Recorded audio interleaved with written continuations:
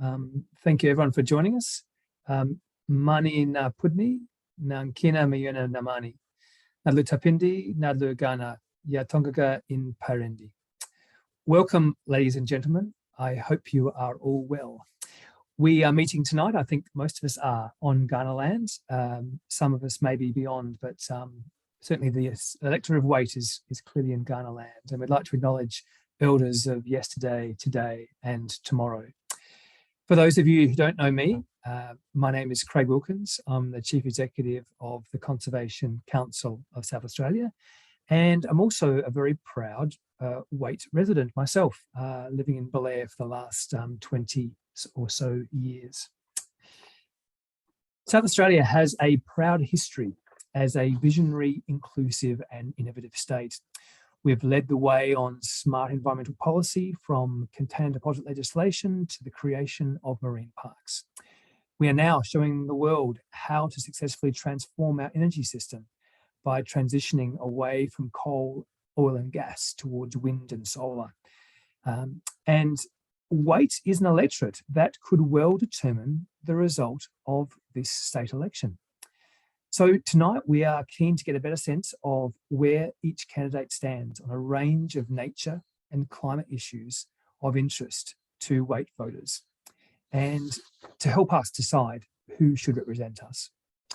This is part of a series of around 8 separate candidate webinars from across the state, all focused on nature and climate. And we are very keen to tell your stories as candidates out to voters in Waite. So through our 21 partner organisations, we have literally thousands of members and supporters in the electorate of Waite. So we commit to sharing these recordings tonight out to those supporters and encourage them to reflect on your positions. As well, it'll be uploaded to our website, which is ourfuturesa.org.au. And I'm wondering, David or Naomi, if you could share that website in the chat function for those who are watching tonight, which contains a comprehensive summary of our election ask process. It's my very great pleasure to introduce our candidates tonight, and I'll actually introduce them in ballot paper order. First off, we have Heather Holmes-Ross, who's running as an independent, Brendan Waite from the Greens, Sam DeLuc, current sitting member and independent, Catherine Hutchison for ALP, and Alex Hyde for the Liberal Party. So welcome to you all, and thank you so much for joining us. The format is to start with a brief statement from each of the candidates. Then we will follow with some questions which have been sent in ahead of this forum as part of the RSVP process. Then we'll go to audience Q&A questions. So David and Naomi are monitoring that and then sending me suggestions of questions to ask. And then hopefully there'll be a little bit of time at the end to give a short concluding statement. So with that, I think we should start with the introductory statements. So roughly around 3 minutes each, if hopefully people can stick to that time. And I'll pass it over to Heather to begin. Over to you, Heather. Lucky me. So hello, everyone. As Craig has said, my name's Heather Holmes-Ross. I'm standing as an independent in Waite. You may know me as the former owner of the Artisan Cafe, as a Flinders University scientist, or as the current mayor of Mitcham, although I'm not the current mayor. I've stood down for 3 weeks as I'm required to up until the election. I'd also like to acknowledge that we're meeting on Kaurna country and respect the Kaurna people's spiritual relationship with country. So why am I standing? Why independent? And what do I stand for? A very reasonable question, and I'll try to answer it in 3 minutes. But if I'm unable to, I do have a website, heatherholmesross.net, which you can look at to find more information.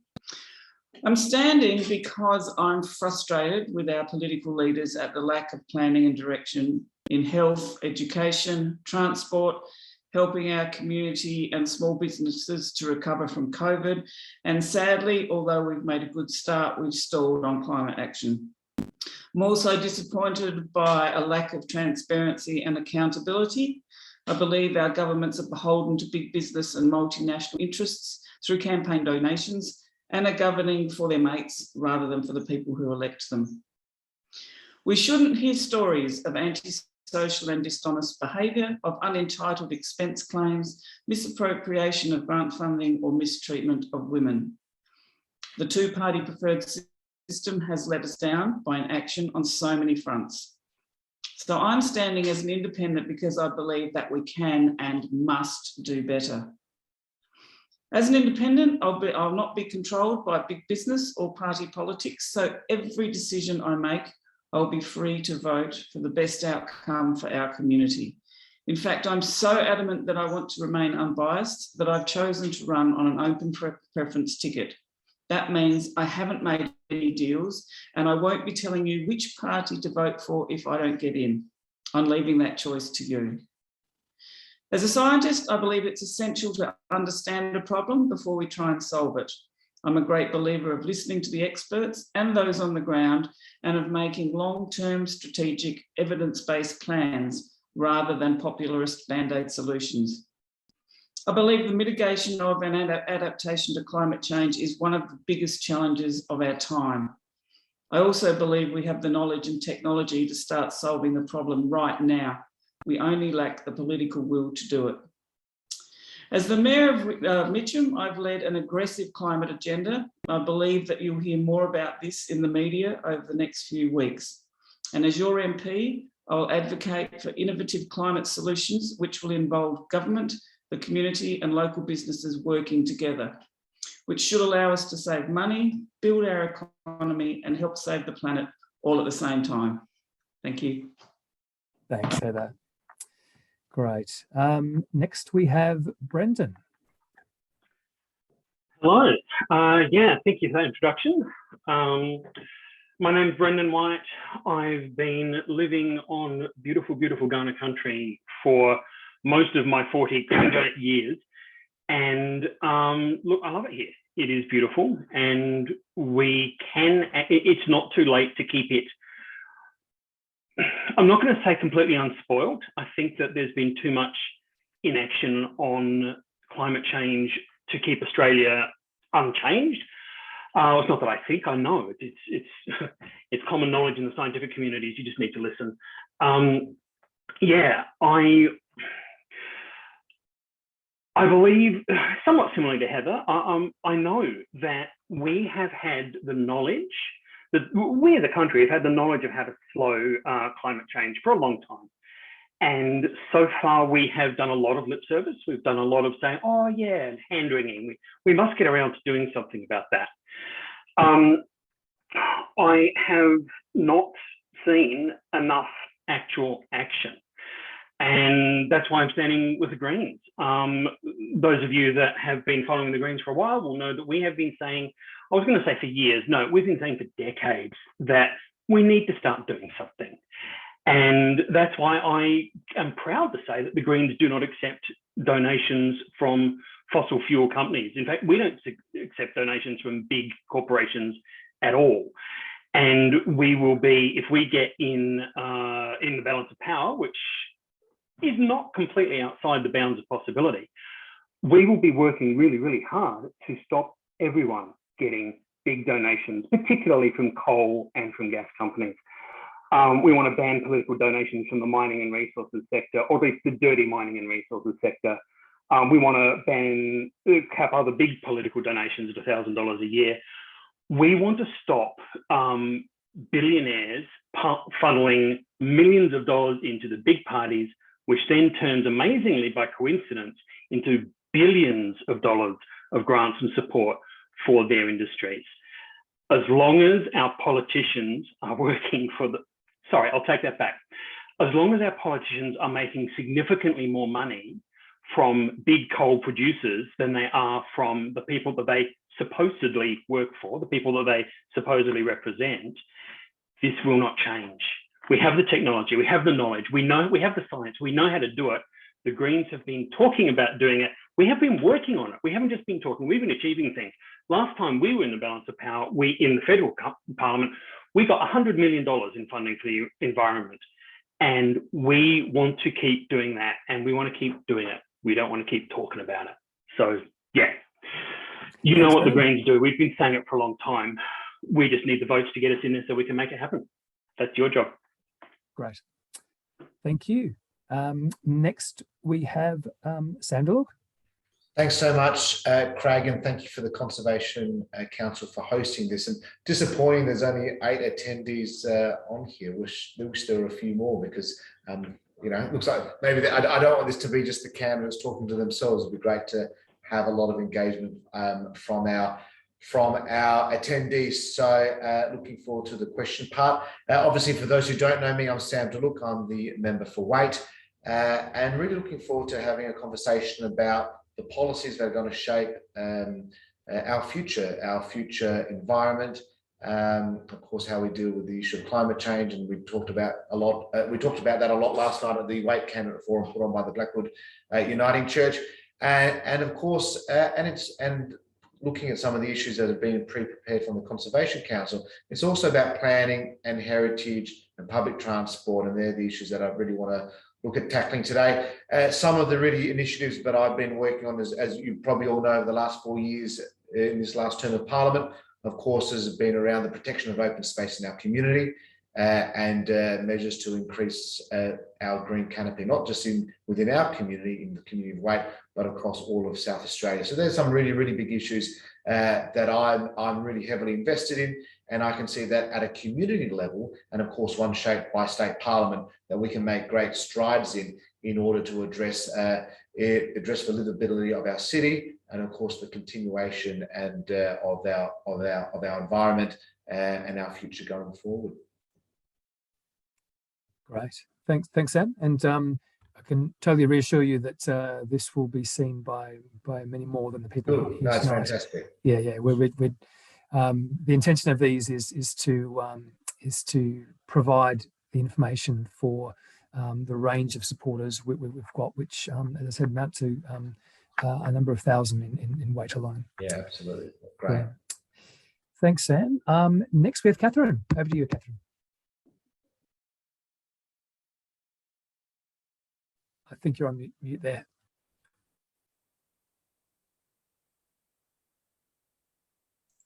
There had to be one of us that did that, and luckily it was me. Okay, thank you for the Conservation Council for organising this event, and also for your acknowledgement of country. I think the Waite community are incredibly passionate about protecting the environment and really want real action on climate change, because I know it comes up on almost every second door that I knock on. In fact, today we were door knocking and it came up at least 4 times. And so I know that it's really important to the people that live here. I'm fortunate to live in the beautiful natural area of Upper Sturt. And in actual fact, from where I'm sitting now, if I look out the window, I'm looking directly at the Belair National Park. But our parks are constantly under threat, and not just those caused but directly by man, but also from weed infestation, disease, feral animals, and of course bushfires. We're also lucky though up here in Upper Sturt that we have some incredibly intelligent and passionate environment warriors, and they work hard with local volunteer groups to not only work tirelessly in the park, but like the Friends of Belair National Park, for example, but also other environmental groups such as Landcare.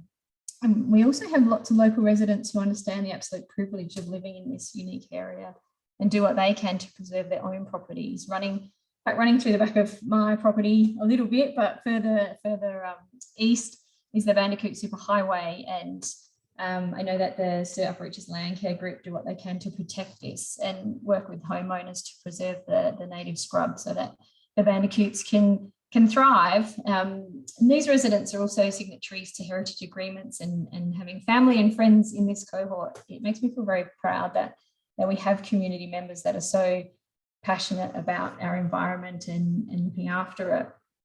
But Waite isn't just about Sturt, unfortunately. Residents everywhere demanding action on climate change, and Labor has a comprehensive list of policies aimed at protecting the natural environment and forging real action on climate change. That we have our commitment hydrogen and to better use our abundance of renewable energy to not only create clean and cheap energy for industry, but also jobs and export commodities. And we recently committed to scrapping the EV tax that Marshall will bring in 2027, because encouraging people to buy electric cars and make that choice shouldn't be something that is bound by extra taxes. The other thing Labor's very keen to do is to encourage people to use public transport, because if we can get cars off the road, of course, we're going to be committing to bringing down emissions. And so we've committed to 24/7 free public transport for our seniors, because I know that they get to town and then have to coordinate themselves to go home by 3 o'clock to take use of the free transport. And we're also bringing our trains and trams back into government ownership, which will allow us to improve our fleet. But we've got so many more policies, which I'm hoping to talk about tonight, including the River Murray Basin Plan and our commitment to appointing a commissioner for the River Murray. But I think I'll sort of finish up. I'm passionate about the environment and action on climate change. I've lived here my whole life, and my family also live here. And my own house is self-sufficient in terms of water, and I also have EnviroCycle for wastewater. I'd love to have solar, and one day, hopefully I'll be able to get that as well. But look, Labor's Environment Minister is a good friend of Waite. Susan Close has grown up here, and she's also always available for me to talk to and talk through policy. So I'm really looking forward to working with her and continue Labor's record in regard to climate change. And so I'm asking that you consider me for your vote, so that we can really work together to best protect and improve the state, country, and the world that we live in. Thank you, Catherine. And lastly but not leastly, Alex Hyde, over to you. Sorry, Craig, if we were going in ballot order, I think, did we skip Sam? Didn't you like my introduction, Alex? Oh, no, we did. Sorry, Sam. Would you like me to do it again? Your face up there, so I was just wondering. Craig, can I go again, please? Maybe at the end. All right. Well, thank you, Craig. Where to begin? This government has a strong track record on both climate action and also, in addition to emissions reductions and all those sorts of policies, dealing with waste in a more responsible way, and also preserving our open spaces and improving those that are used for recreational purposes as well. Last year, we hit a new record in South Australia, and it was a global record, and that was for almost an entire week, we generated over 100% of demand in our energy grid, and that was through renewables. This is an important milestone. We're generating on average 60% of demand through renewables throughout the grid in South Australia. We are obviously aiming through our climate change action plan, which was quite an ambitious policy, for a minimum 50% reduction by 2030. That is a really exciting and ambitious target. And of course, by setting a minimum as opposed to just a target, we're hoping to meet and exceed that. We are also looking at 500% renewable energy generation by 2050 as well. And that's where the interconnector to New South Wales comes into it, where we would like to export green energy to consumers interstate as well, bringing money back into South Australia, which can then be reinvested in further renewable energy generation. But there's a huge number of things. Obviously, there was the $118 million home battery scheme, which was very well patronised by South Australians. We've also on the protection and preservation front as well, we are looking to ban single-use plastics, and part of that has already come in. Projects that I've personally been involved in include the Southern Regional Waste Resource Authority. It's a bit of a mouthful, but that takes care of recycling for a couple 100,000 people in Adelaide South, and that was a project part funded by the state government, a new materials recovery facility there, which also has a strong circular economy element to it as well. The Clean State No Waste initiative is also all about resource recovery, but then beautiful coasts and maintaining our marine environment. There's been a heavy focus on that as well, including a $24 million major reform of commercial marine scale fishing, buying out 100 commercial net and line fishing licenses and quota management of various species as well. There's a lot that we've done in investing in our national parks and wildlife services, which was unfortunately cut under the previous Labor government.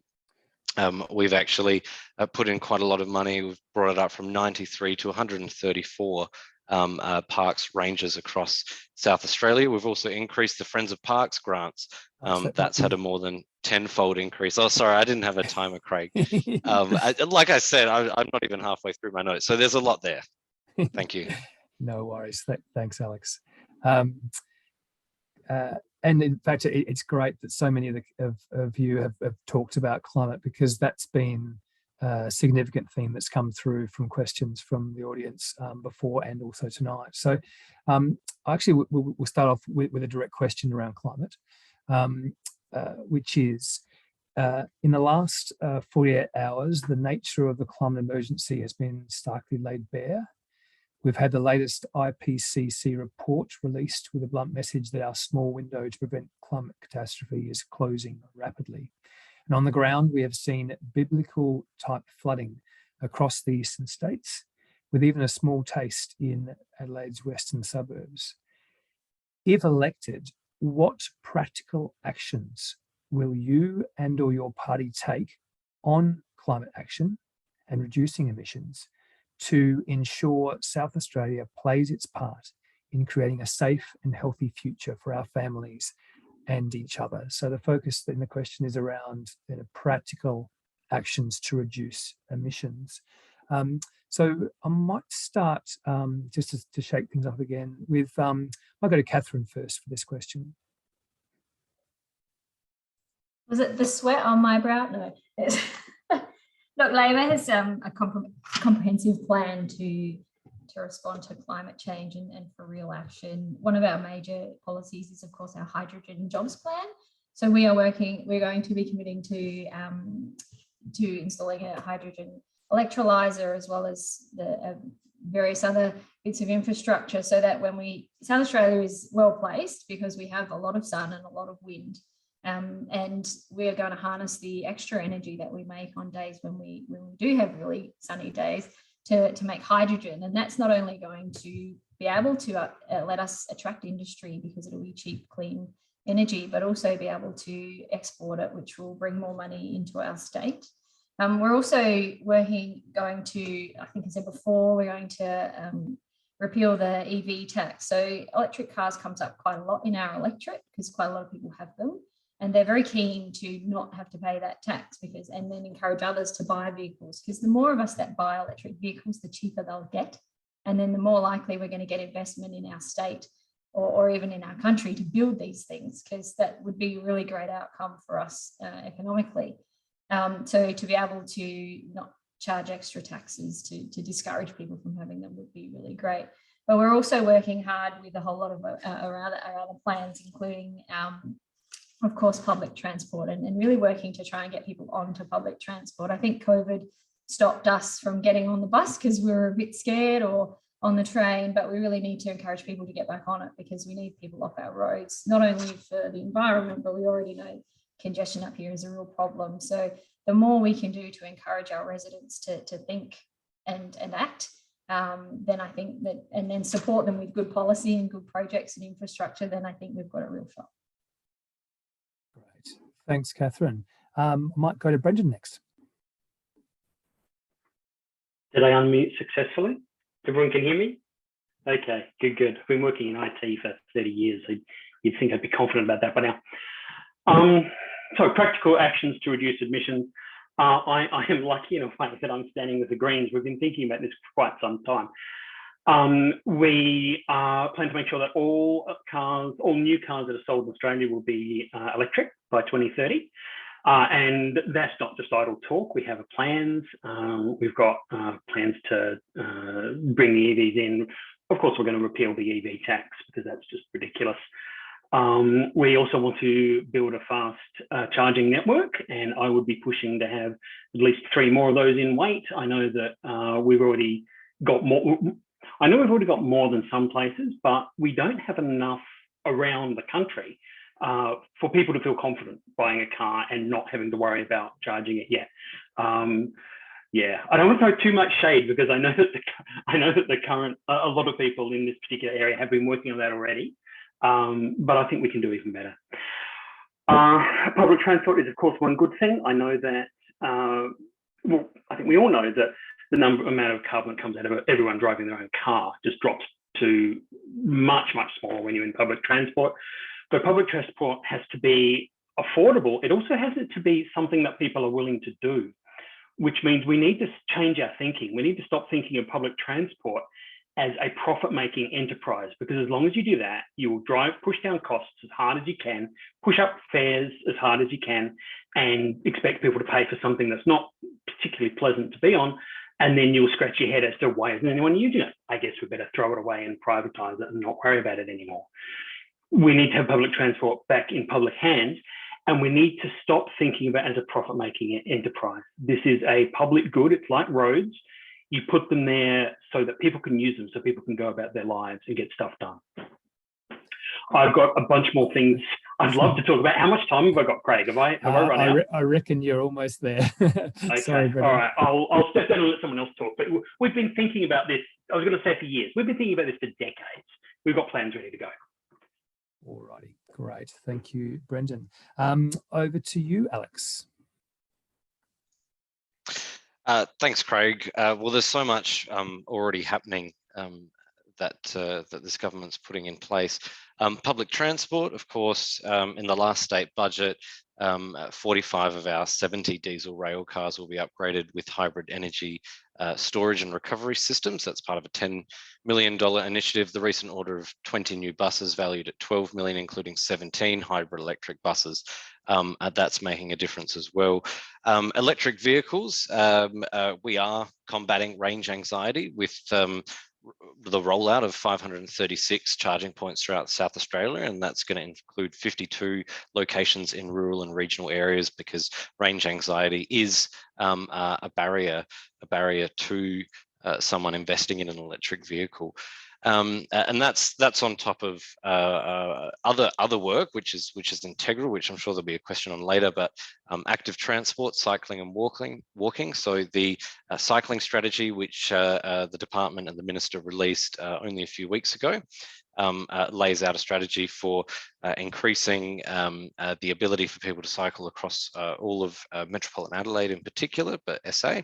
And also the walking strategy, which we put together alongside the Heart Foundation and released some time ago as well. Look, there are a huge range of things that we're considering, but I'd also just like to touch on the point, and I'm sure we'll explore it later, that thinking about what's happening now as a result of carbon in the atmosphere, well, we know that carbon will hang around in the atmosphere for a very long time to come. And so we actually are at the point where we need to be thinking about future-proofing our infrastructure. In addition to accelerating decarbonisation, we need to be future-proofing our infrastructure, because what we're seeing now will continue for some time. I'm someone that understands that because of my background in local government and public administration. Thanks, Craig. Thanks, Alex. Over to you, Sam. Thanks, Craig. Really good question. I think there's some common themes amongst all of us. Public transport, really big one. In our community, the Belair line is the most underutilised line on the network, and is also the most inefficient line on the network, only meeting 91% of benchmarks that are set. So really looking at getting people to use the Belair line is actually one important thing that we can do in our community. And that's why if I'm re-elected, I'll be committing to a scoping study for an additional train station on the Belair line at Bellevue Heights. So that currently the residents there don't have a train station in their suburb and have to walk to Eden Hills or the Coromandel station. So that's just at a local level how we can use and increase our public transport. And then there's the long-term debate about freight, road freight versus rail freight. In recent years, we've seen increasing amount of freight especially moving from the Mallee and from the York and Eyre Peninsula going onto road trains at the expense of rail freight. And of course, we know that that is, whilst it is perhaps more efficient at this stage for road trains, we know for bulk commodities, they can easily be put on rail freight. And of course, that reduces wear and tear on our roads and also the emissions that are produced by B doubles and B triples. And another good initiative that we can do is we can remap our tree canopy. A good initiative back in 2018-19 was where the state government actually partnered with the city of Mitcham, and they actually mapped the tree canopy of the city of Mitcham, which happens to be all of Waite except some parts of Coromandel Valley. So something I would be looking for a future government to do is to conducting the LiDAR scans and remap the tree canopy of our community to see what we need to do and to see where we need to increase our open space and biodiversity. Great. Thank you, Sam. And over to you, Heather.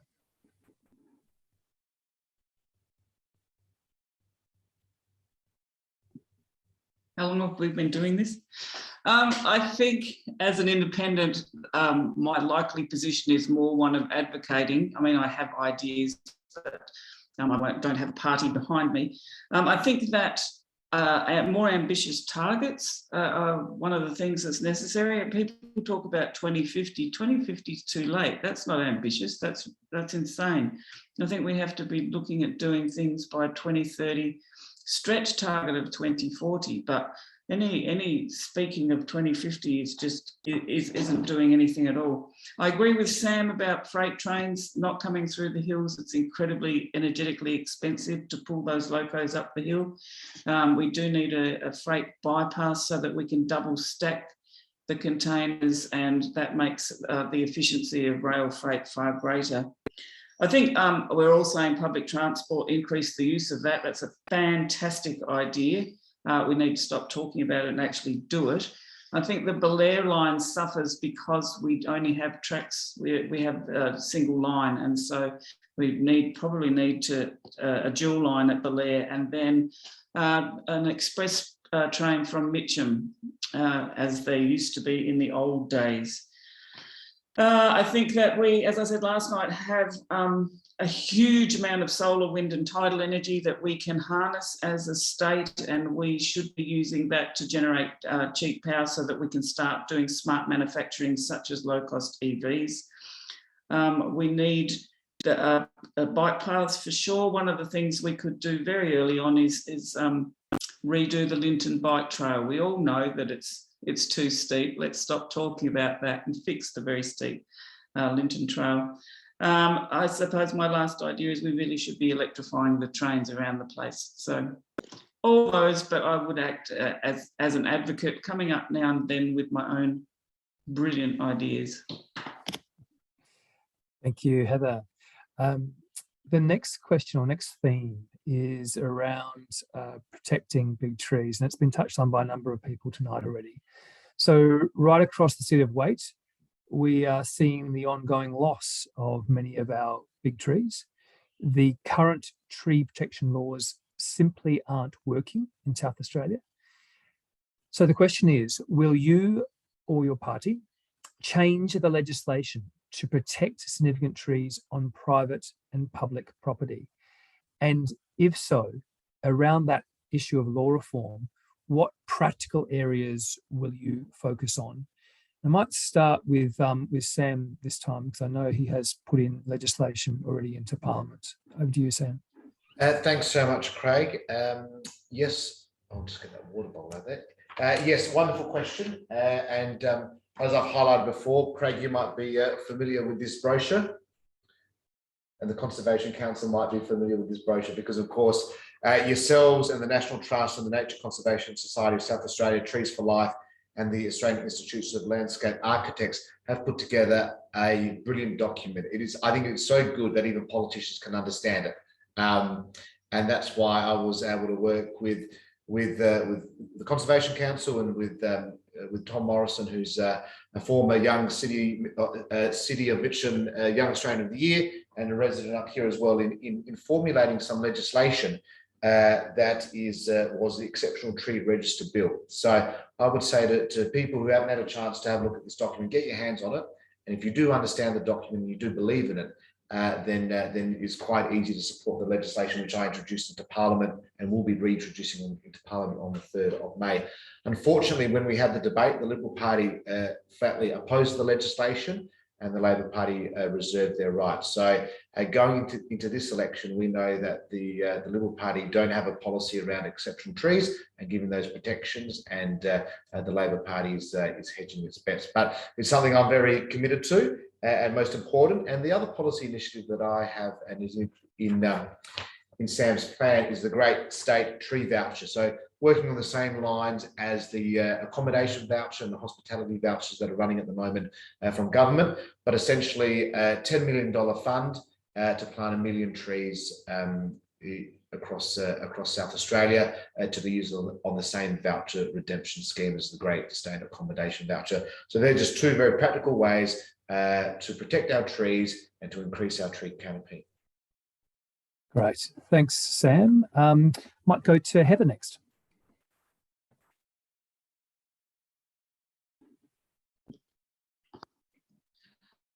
Unmuting.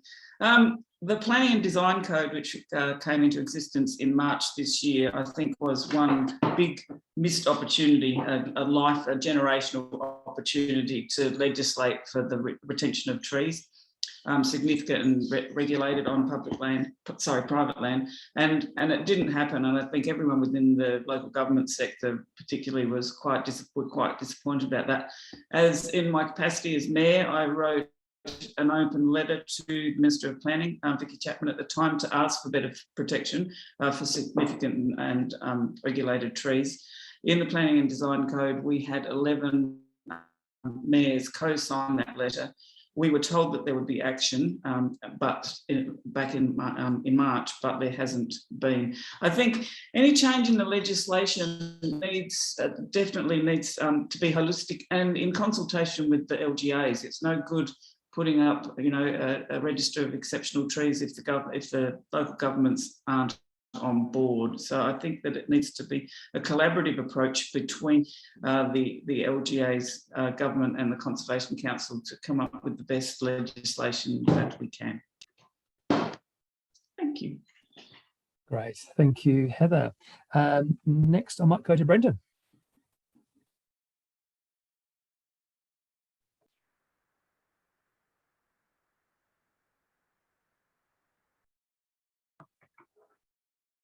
There you go. Now I'm off mute, I think. Yeah, look, there are a few things that we want to do to protect all fauna and flora, but in this case, the question's about trees. There are already rules in place that are meant to protect trees, and at the moment they're not working well enough. We need to actually start enforcing the rules we've got, and we need to strengthen the laws. There's a few things I want to do. I'd like to look at the native vegetation that's still around and strengthen the protections on them, because it's not completely gone yet.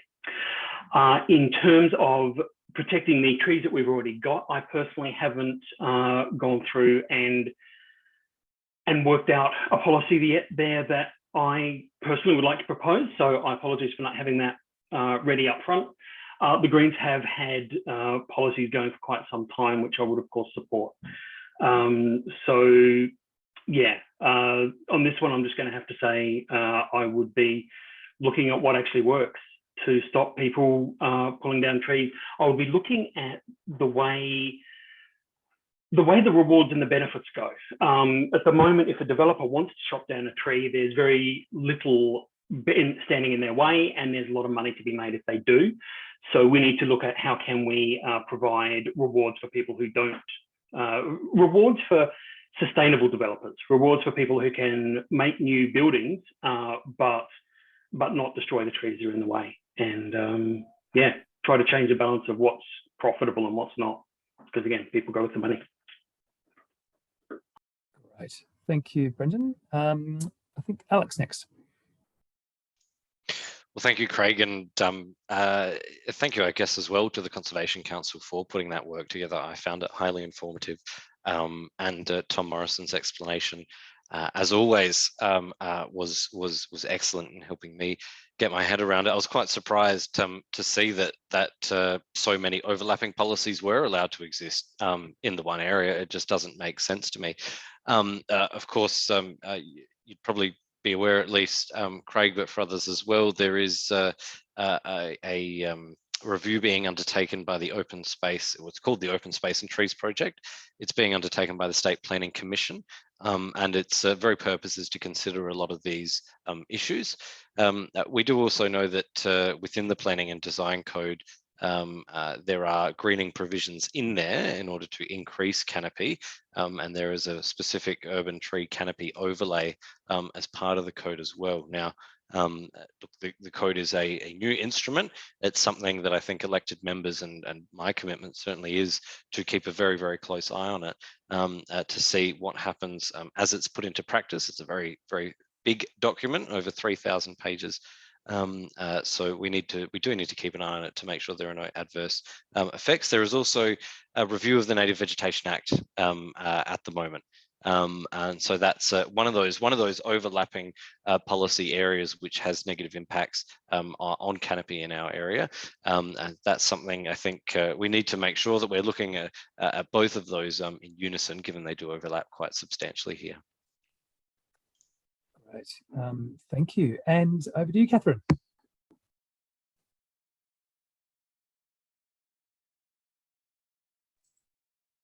Got it that time. So I want to reiterate Sam's point about Tom Morrison. I met with Tom a couple of times and I took him down to meet with Susan Close so that he could talk about all of the work that he had been doing and his concerns about the urban forest and also significant trees. And then I know that he met with her again, so he has helped form Susan's mind on what our policy needs to be. It's really important that, so I guess that Labor has already committed a couple of things in regards to this. So we'll work with the Green Adelaide Board to prioritise projects that actively green neighbourhoods and supporting biodiversity, but at the same time, making sure there's a good quality of life for families, getting out and enjoying the outdoors. We'll also address the loss of trees that's seen us become one of the capital cities with the least green canopy. I couldn't believe it living up here in Upper Sturt when I heard from Tom that we were the worst. So we're committing to having best practice for tree removal regulations and a targeted plan with Green Adelaide for new plantings. So everyone benefits from access to green space near them. You only have to drive out north to see the difference between what we've got in Waite and what can be, what other suburbs have got. But even door knocking, if you go to a house that's got no trees, you can be completely cooking at that front door, and then you go to one that's really well vegetated and a lot of trees and overhanging canopy, and it's so much cooler. So it's not rocket science to know how important it is. But Labor will also use the Open Space Grant Program to invest in green space. In terms of the Planning and Development Code, Labor's also committed to, and I just have to read this bit, sorry, to commission an implementation review of the Planning, Development and Infrastructure Act and the Planning and Design Code with the aid of an expert panel. The review will address the key concerns identified in our consultations with industry groups and local communities, including ensuring greater tree canopy coverage, green open space, and ensuring the code is sensitive to biodiversity and future water needs. It's really clear that our Environment Minister is absolutely passionate about this, and it's pretty exciting that if we form government, we'll be able to get started on that. Right, thank you, Catherine. Sticking to the tree theme,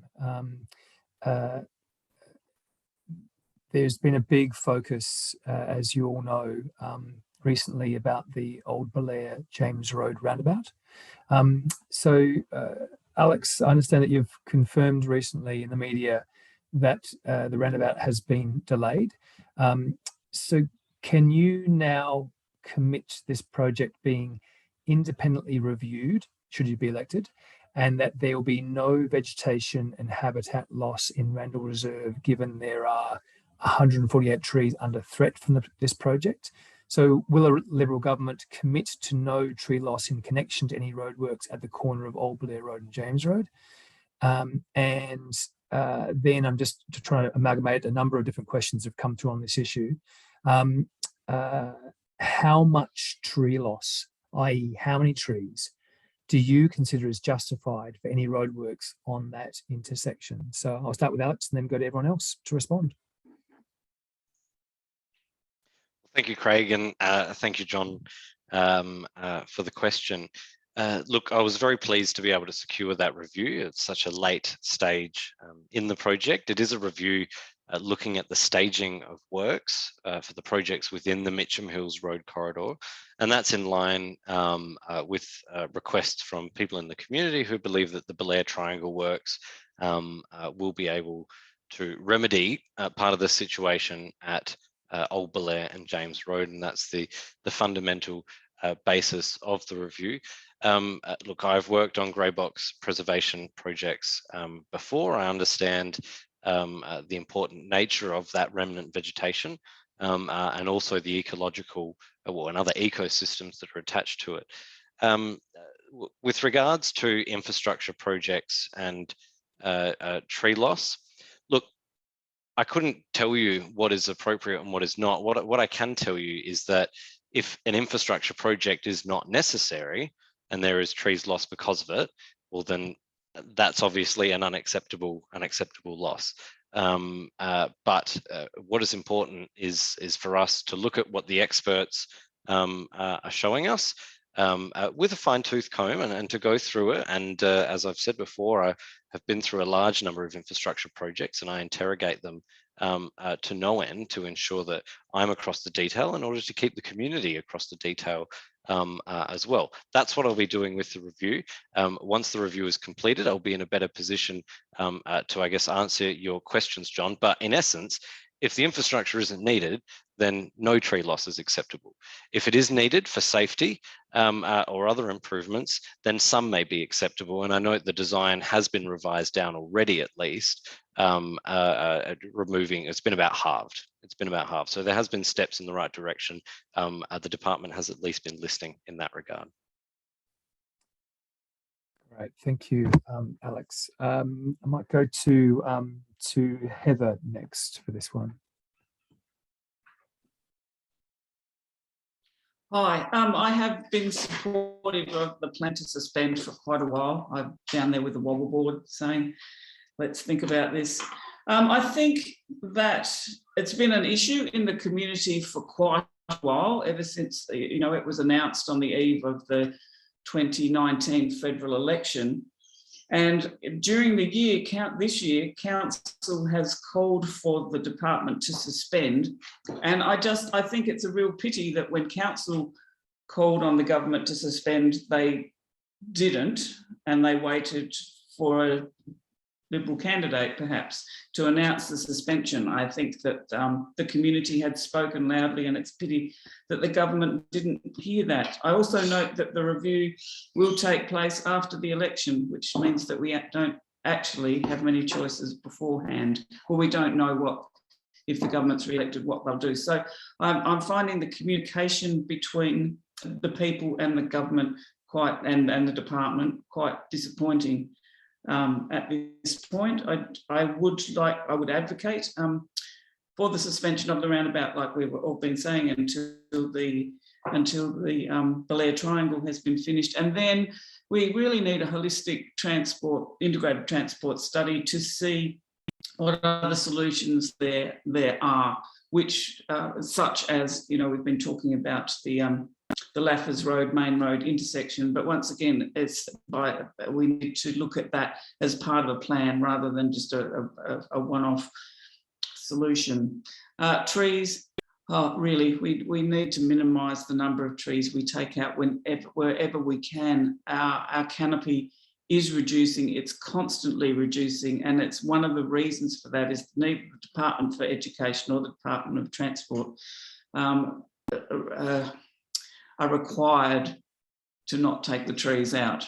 So the requirements on them to go through native veg are really quite weak. So that needs strengthening as well. Great, thank you, Heather. Catherine, what's your view?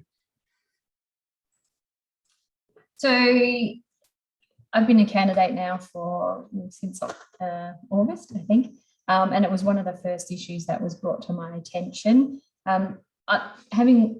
I live on the James Road side of this argument, and for me, turning onto that road would be great, but that's the only benefit that I can see from the roundabout. But there are so many problems that it will cause, and I guess my main concern is obviously the habitat loss and the trees. How many? Well, I'd prefer it if none were impacted, and in actual fact, Labor has called for the project to be put on hold and to do a proper review. But back in September and then again in December, I wrote to the minister to ask that the roundabout be put on hold, and ask that detailed plans of the proposed roundabout be released, and a few other things in terms of the status of the project. And then again, I wrote to our shadow minister, Susan Close, for the environment, but also our transport minister, to try and get Labor to have a look at it and to really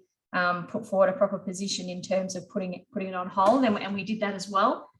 So we called on the government. Well, we've committed to putting the roundabout on hold and doing a full infrastructure SA review to see not only if there are better traffic treatments further up the scale, and have a look at the whole lot as a holistic view rather than popping a few roundabouts around the place.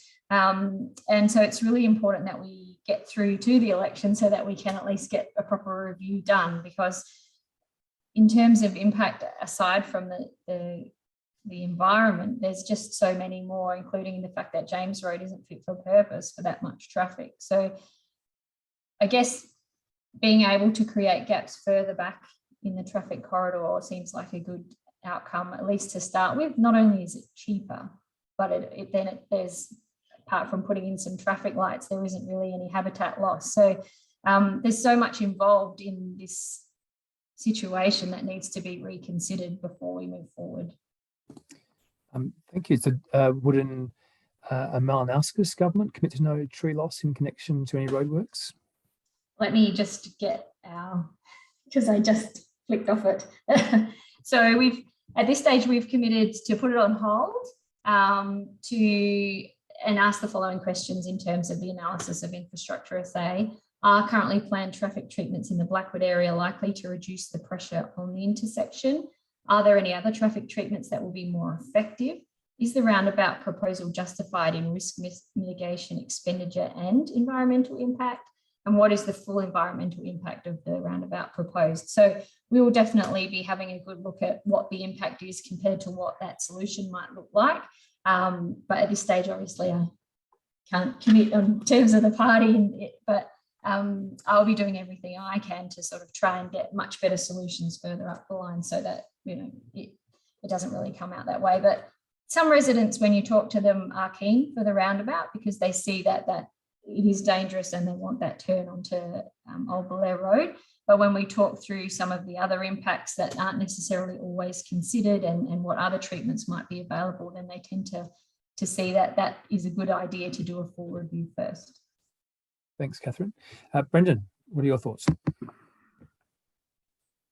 Yeah, thank you. And this is a really good question that has come up quite a bit.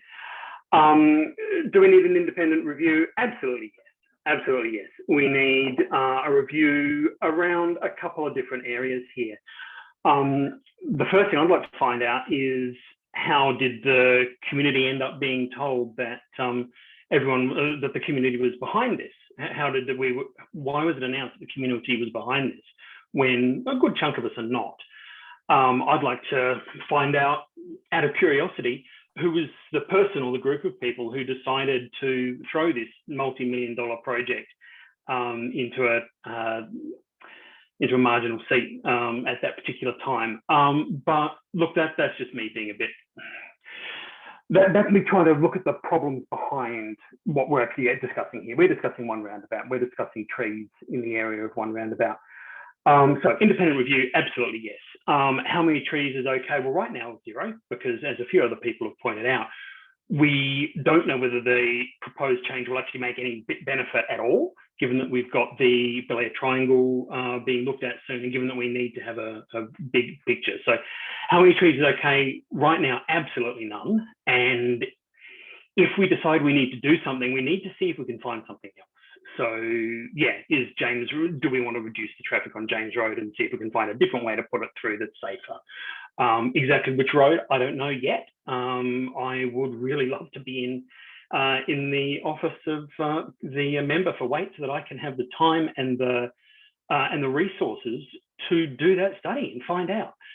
Of course, chances are someone's already done that study, and we just need to look at the experts, not just the experts on how can we get the most cars through Roundabout. We need to look at the experts on how can we look at the traffic overall. Big picture, long term, we need to reduce the number of cars.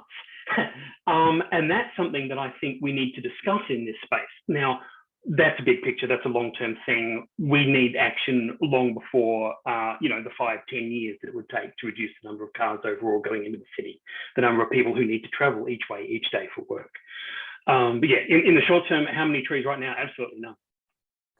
Thanks, Brendan. And Sam. Brendan, if only the office for the member for Waite had that many resources to do all that traffic modelling. But I think it's a really good point you make, Brendan. We actually have to look at the flow of traffic right across metropolitan Adelaide, but especially through our community, because we carry a lot of traffic that comes from further south than us, Flagstaff, Aberfoyle Park, Happy Valley, and of course people who live in our community, add to the traffic that goes through the city of Unley and ultimately into the CBD, especially on the morning commute. We all know in our community that the road infrastructure does need improvement, and James Road in and of itself is a very problematic road, let alone the intersection.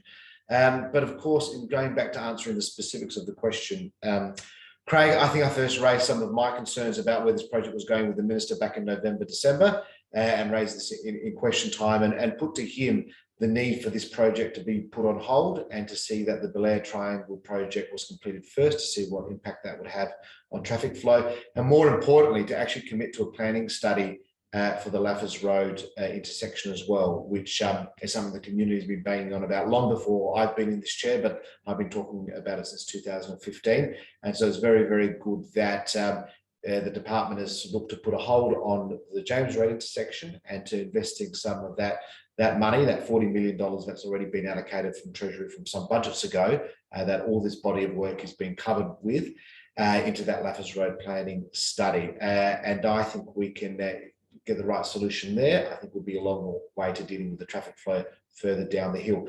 But of course, it's not just that at that intersection as people leave Belair to go down, it's what happens at Blythewood Road. And it's what happens there once it goes past Mercedes, and of course it bottlenecks once again as well. So it is that holistic approach that we need to improving the road network. Great, thank you, Sam.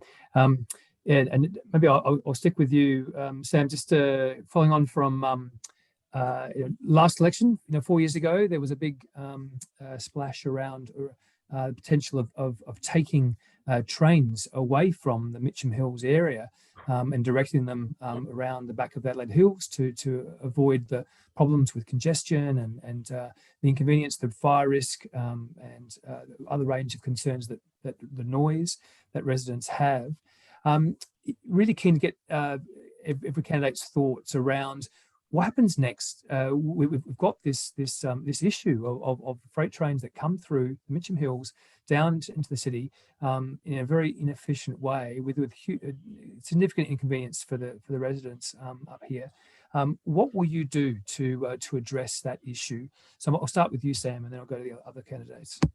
Look, really a great question. This is almost a 150-year-old problem. It's been around for as long as the freight train has been going through the hills. And you're right, there was at the last election a lot of talk about this. The then Liberal opposition took to the election a global link policy which looked at moving rail freight and road freight and diverting it.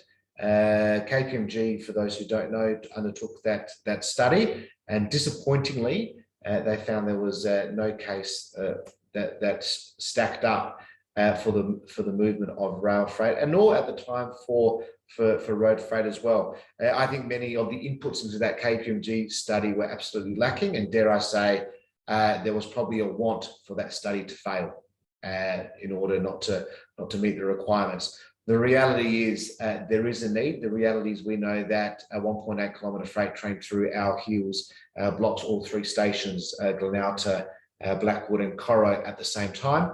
That happens on that would have happened on a bushfire day, because we know the trains don't stop on catastrophic fire days. That would be disastrous. And going back to my earlier introduction comments about where freight is, we have seen over recent years an increase of road freight over rail freight.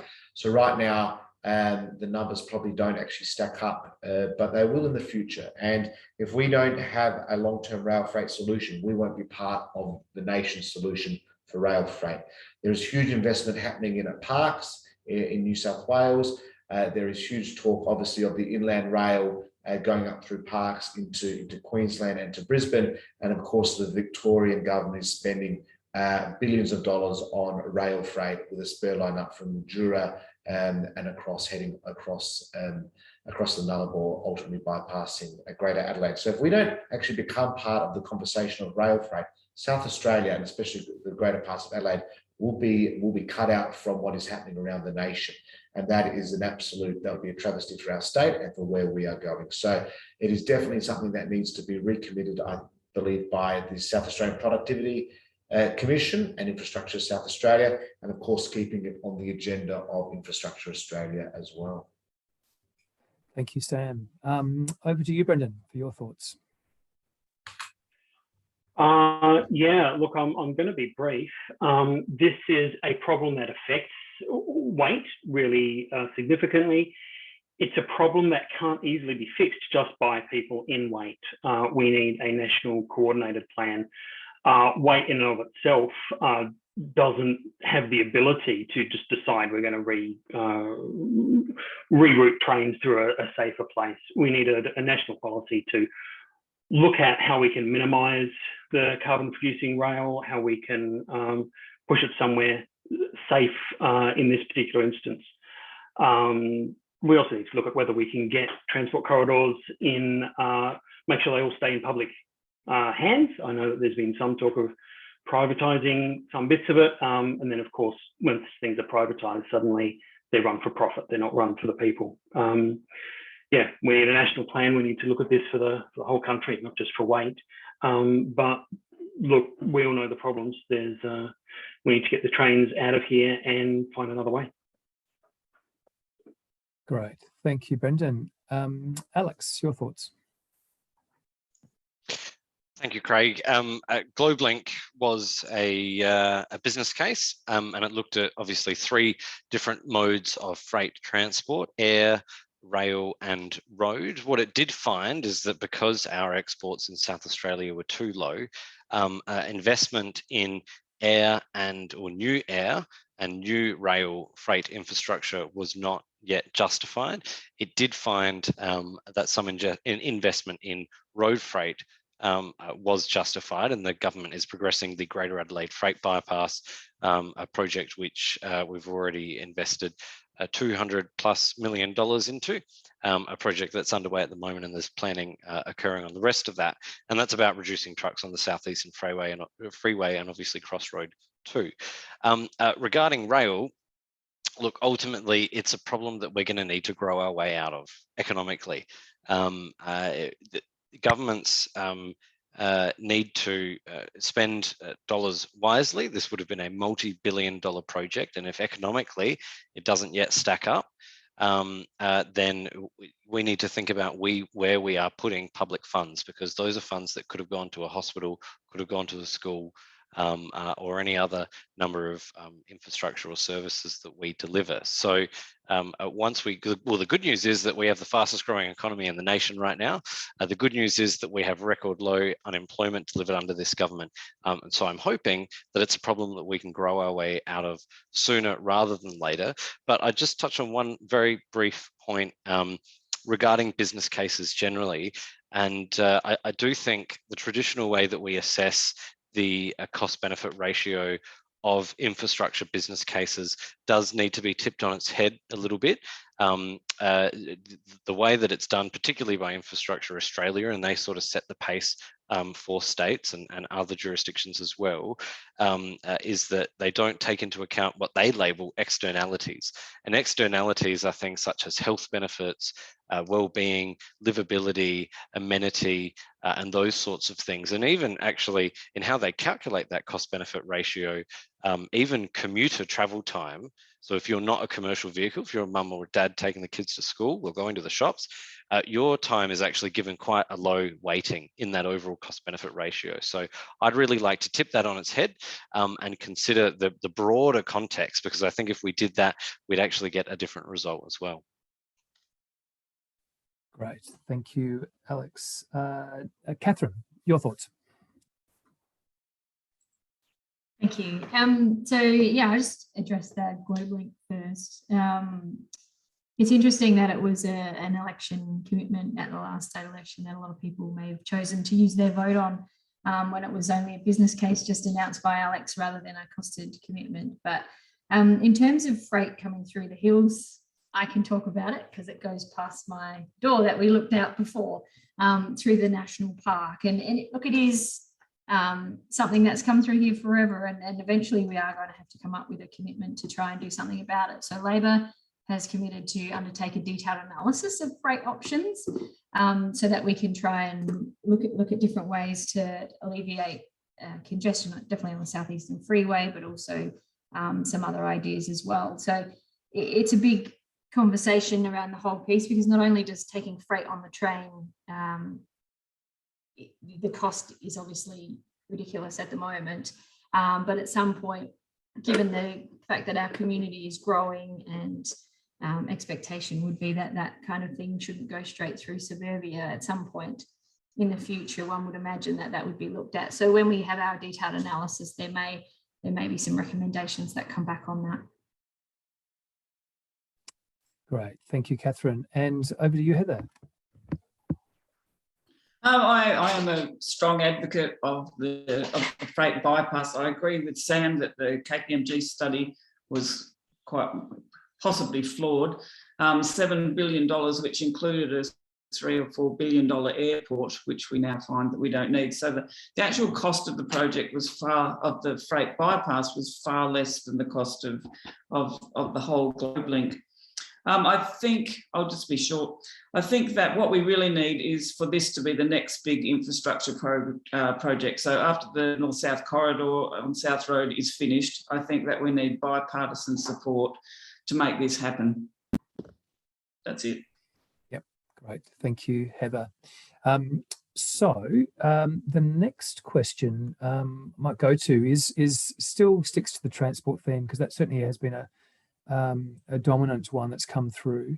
This is one from John in the Q&A, and essentially it's about what strategies do you advocate to increase public transport usage in Waite, in particular the hills. And I'm thinking we've actually touched on it a bit tonight with a range of different responses. So love your top 3 suggestions for increasing public transport usage in Waite. Might start with you, Brendan. Yeah, so top 3, I can do it in 2. We need it to be back in public hands, and we need to actually resource it to the point where it's pleasant enough that people will choose to use it, and then we need to make it cheap enough that people can afford to use it. We need to put more buses and trains in so that people don't say, oh, I'm just going to drive, because I'm guilty of that myself sometimes. I'll sometimes just look at the car and think, how long is it going to take me to get from here to the train station, from the train station into the city, from there to my office? It's easy to hop in the car. We need to change how expensive it is. We need to change how convenient it is. We need to change the fact that people don't often like being cramped into small buses. And the way to do that is to make it not a profit-making enterprise for a big business. It needs to be run by the people, for the people, with enough money to make it work. Thank you, Brendan. Heather, your top 3 suggestions. I have to agree with Brendan. Everything that he said, I agree with. The only thing I would add to that is that it needs to be bipartisan, so it doesn't come and go. It's something that we can rely on. Great, thank you. Sam, your thoughts? Yeah, thanks so much, Craig. Obviously, I mentioned in my earlier remarks around a planning study into an additional train station on the Belair line at Bellevue Heights. We need to ensure that Waite or the Belair line receives a fair distribution from the government's Operation Renew budget program, which is of course investing in train stations, but the amenity of actually our public train stations need to be upgraded. You know, Glenouta, Pioneer are very tired. There's not a lot of facilities there. Same at Linton. Belair Station, one of the most historic stations on any of the lines across metropolitan Adelaide. Bringing up that heritage amenity at Belair is so important, and huge missed opportunity for a park and ride at Torrens Park has gone by the way in recent years as well. So more park and ride, especially down the hill at Linton is another big issue as well. So it's not just the issues up the hill, but it's down the hill across the whole Belair line. Of course, an additional station. And I think we need to look at running a trial on demand bus services across Waite that look to not going into the city, but going across Adelaide. So especially from Blackwood to Marion and Flinders as well. So an on demand service there. Right, thanks, Sam. Catherine, what are your top 3 ideas?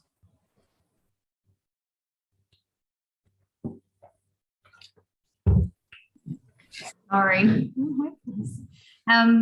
Public transport is a really big part of our election campaign this year. We've already made some really great commitments, which I talked about a little bit before, but I can remind you that definitely for our seniors, we will be making public transport free 24/7. And this is a really great initiative because it allows seniors to travel at any time they like, which of course will increase usage of public transport.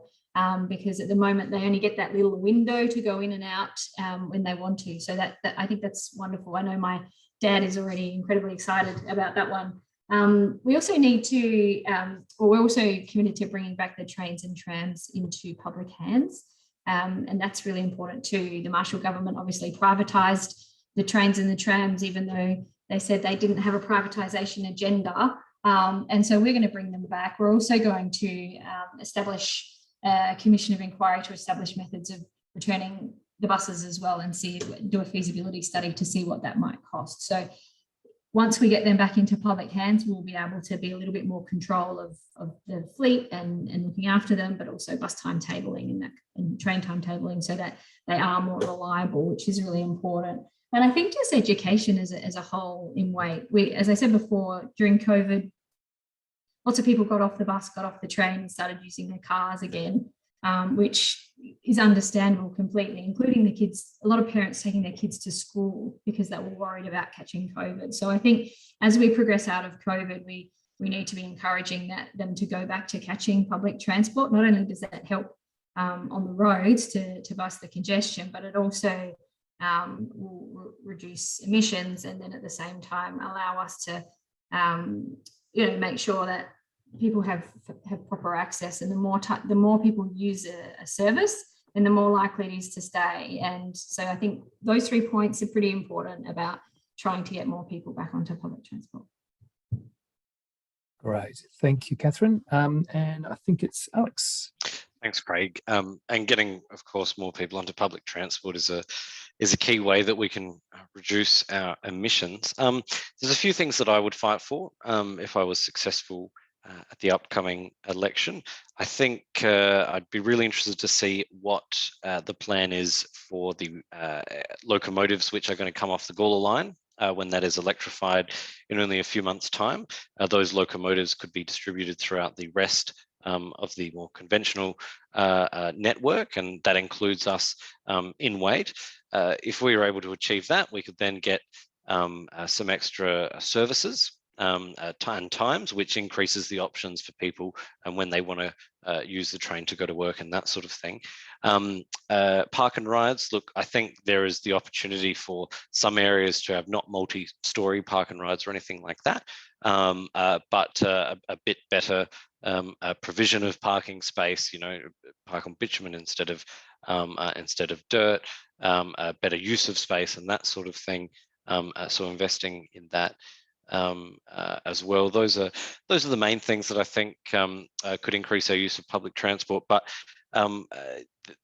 we also have to, going back to the previous discussion, remember that if we are able to liberate the other half of the rail corridor from ARTC, who operate the freight train, then that opens up a whole heap of possibilities for what we can achieve there as well. So part of the longer term vision, I think that should be part of it as well. They're intertwined. Great, thank you, Alex. And just a follow up for that one, June's asked around potential for a bike carriage on the Belair line. There has been one in the past, and it's certainly been a popular option for many mountain bikers. Yeah, maybe I'll just quickly go around everyone, just as a quick sort of yes or no, or there's a few thumbs up because of our formatting. We might have to actually get the voice. So perhaps over to you first, Heather. It's a quick yes or no. You'd support a bike carriage lane for? Yes. Yep. Brendan? Absolutely, yes. Alex? I'm willing to look at it. Okay. Sam? It's more complicated than a yes or no answer. For example, the Waite station can't take 3 carriages. It can only take 2 because it's too short. So we can't just automatically put a bike carriage on the line. But what we can do, especially on the weekends, I think we should be able to convert half a carriage, the second back half of a carriage, to make accommodation for the many mountain bike users who get on at Mitcham and go up to Belair and then ride back down the hill. But no, we can't just put a third carriage on the Belair line because of Pioneer and Glenelg are too short.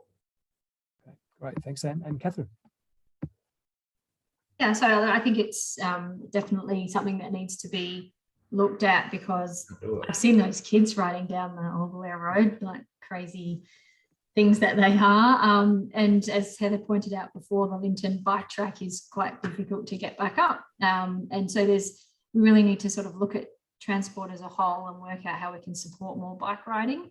And so I think I'll definitely be talking to our party about what we can do. But in terms of what Sam said, perhaps it could, there's some different ways of looking at, whether or not trains go all the way through every time and that kind of thing. But full review needing to be done of public transport at any rate, like we've committed to. Great, thank you, Catherine. So we're coming up towards the end of our time. I'm not sure we'll be able to squeeze any more questions in, I don't think, if we're going to finish on time. So what I might do is I might open it up for a closing statement, a summary statement from each candidate, just to your call out for the voters of Waite to give you a shot, particularly around nature and climate. And what I'll do is I'll actually reverse the order that we started the introductory comments on. So it will end up start with Alex and ending up with Heather. So yeah, perhaps just we've got time for maybe 1 or 2 minutes to just a quick summary comment for you first, Alex. Thank you, Craig, and thank you to the Conservation Council for organising this. I think it's been a really informative event. Look, the government is progressing. The government is taking action on climate change. We're taking action right now to reduce our emissions. We're already seeing the dividends of that, a really ambitious minimum 50% reduction by 2030 in our climate change action plan, which we're delivering, and we're delivering that across sectors. We have ambitions in the construction sector, in transport, in agriculture.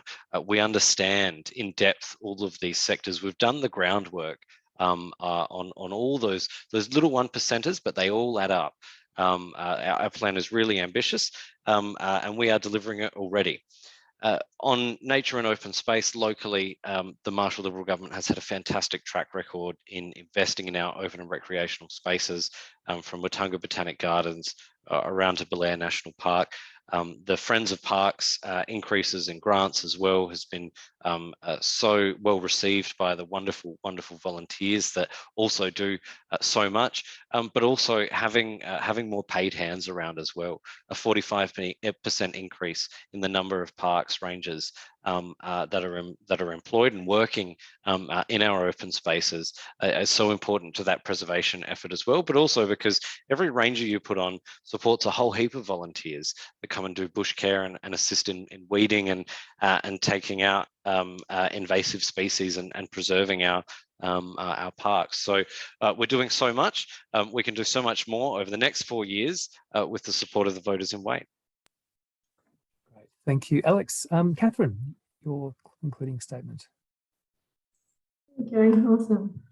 So I'm really excited about what the future could look like under a Labor government, especially with Susan and Peter leading the charge. Susan will make an amazing environment minister, and her connection to our electorate can only mean good things for us. SA under Labor previously were known around the world for their investment in renewable energy, and a lot of companies chose to come and set up here because of that. So we already have track record when it comes to advancing renewable energy and action on climate change.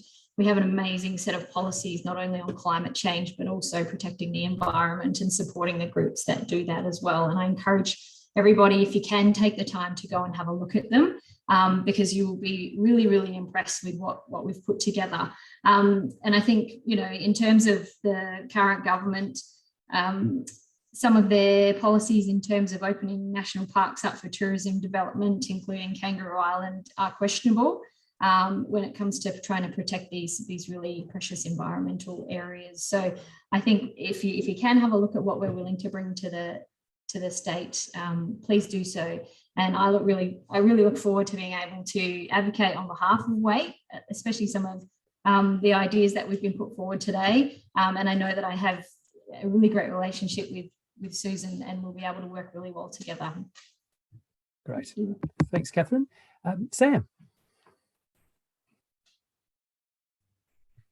Yeah, once again, thanks, Craig and the Conservation Council. I know you're doing this across quite a few electorates, so I hope you get some really good engagement and also, I think, collation of feedback as well to help formulate policy direction for yourselves going forward. One issue that we didn't touch on in the forum is, of course, building a resilient community, especially around bushfire resilience. And I think that's something that very much fits into the climate change space and where that's going, and whether it's what we need to do in terms of ensuring we're doing the right vegetation maintenance through the big open spaces in our community, from Belair National Park to Sherwood Hill Recreation Reserve up through Brownhill Creek, to also ensuring that our planning code is up to scratch, that meets the desirability and the needs of our community, and just doesn't fit one cookie cutter size fitting all. So there's some really important issues.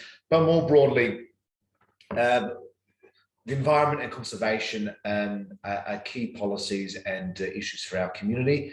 We are blessed with so many friends groups who care for the environment, and they need to be supported, as always, by the department and by government. And of course, it's about seriously investing in public transport and getting that Belair train line to be as efficient as it can, and having long-term freight solutions to really help with environmental needs that need to be addressed, but also the community needs as well. And they will be my focus for the next term, and to use that position as I have as an independent. Of course, we could saw that in saving the Waite Gatehouse and heritage protection and the legislation in Parliament around that, to advocate for our community and to get good sound policy for the people of South Australia. Thanks, Sam. Brendan, your thoughts?